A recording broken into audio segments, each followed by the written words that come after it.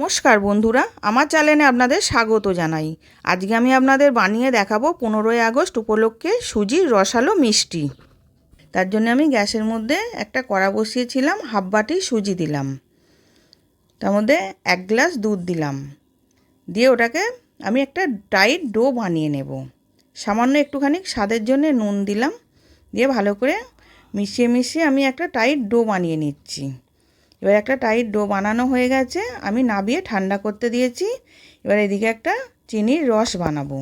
1 বাটি চিনি দিলাম, 1 বাটি জল দিলাম, আর 2টো ছোটো এলাচ দিলাম, দিয়ে ভালো মতন ফুটে গেছে। এবার নাবিয়ে রেখে দিলাম। এবার সুজিটাকে ভালো করে মেখে নরম করে নেব।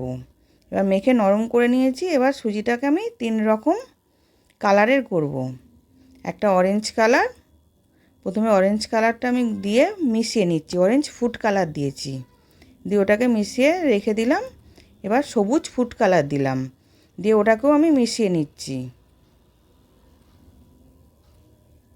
এবার ওটাও মেশানো হয়ে গেছে। আর সাদাটা তো এমনি সাদাই থাকবে, ওতে কোনো কালার দেবো না। এবার আমি একটুখানি করে নিয়ে ডো লম্বা লম্বা শেপের করে নিলাম,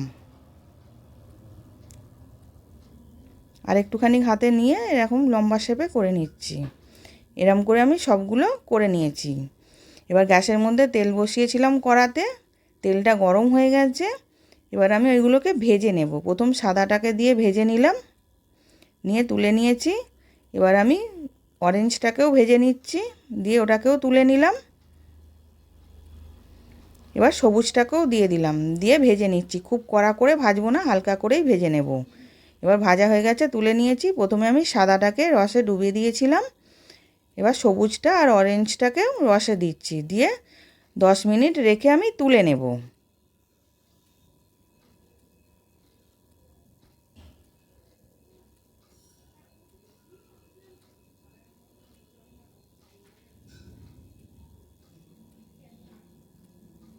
এবার 10 মিনিট পর আমি দেখাচ্ছি। এবার সার্ভ করার জন্য রেডি। আশা করছি ভিডিওটা ভালো লেগেছে। আমি হাজির হব আর এক নতুন রেসিপির সাথে।